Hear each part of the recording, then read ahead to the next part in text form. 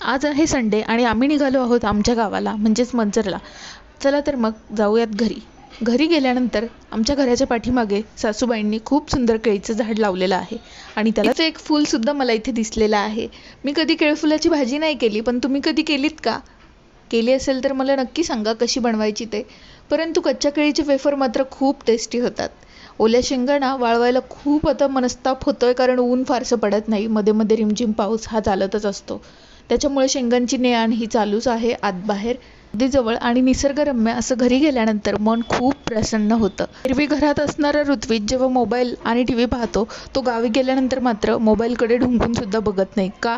कारण त्याला तिथे खेळायला खूप मित्र असतात आणि ते वातावरण त्याला खूप आवडतं.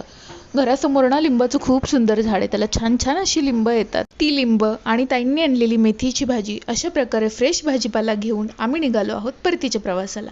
लाईक करा, शेअर करा.